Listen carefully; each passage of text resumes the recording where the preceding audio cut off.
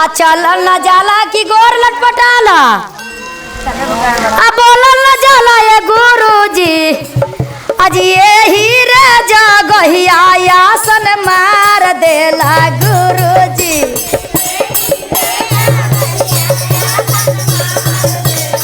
अजी यही रे जगहिया आसन मार दिहलन यही रे जगहिया आसन चलल न जाला की गोर लटपटाला बोलल न जाला ये गुरुजी चलल न जाला की गोर लटपटा बोलल न जाला ये गुरुजी अजी यही अजी यही रे जगहिया आसन अजी यही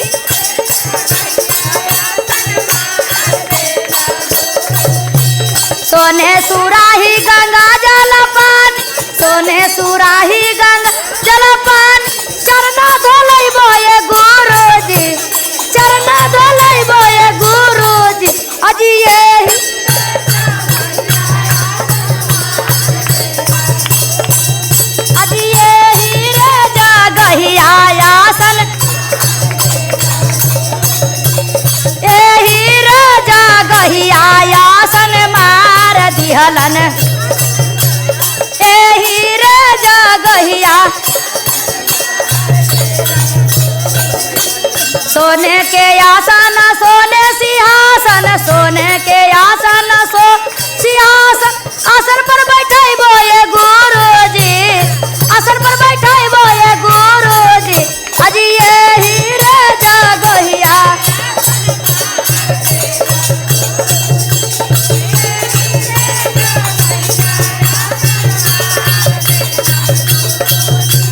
सोने के थाला छापन रागन में बा गाबा ओए गुरुजी सोने के थाली छापन रागन में ओए गुरुजी यही रे जगहिया आसन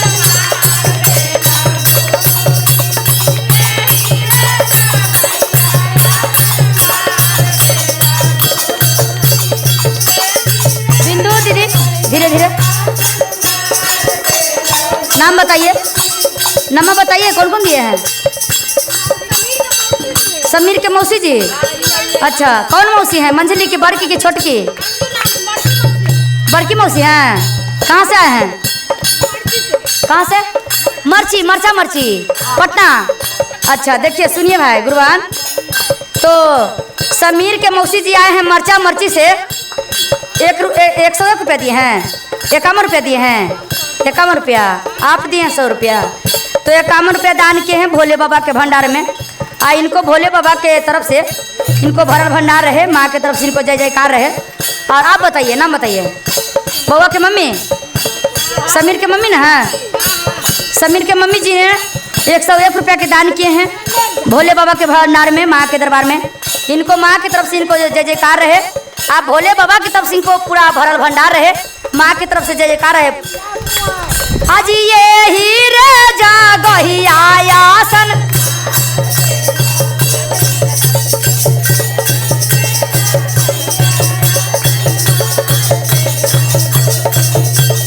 कंचन थाला कपूरा के बाती कंचन थाला कपूरा आरती उतरबो ये गुरुजी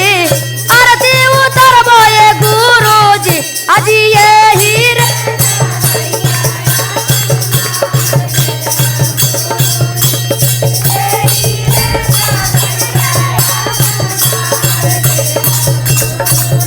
आज यही रे जगहिया आसन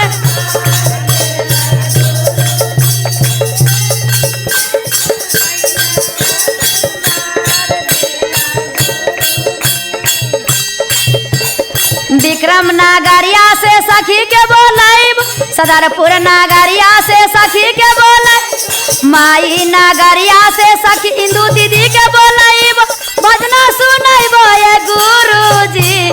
भजना सुनाइब ये गुरु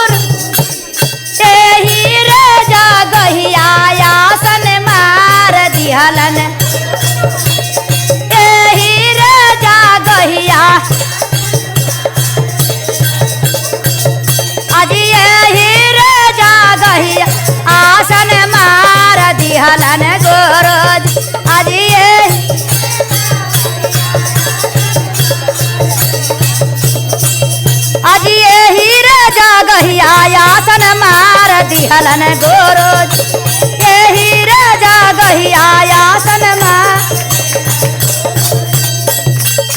प्रेम से बोलिए शंकर भगवान की।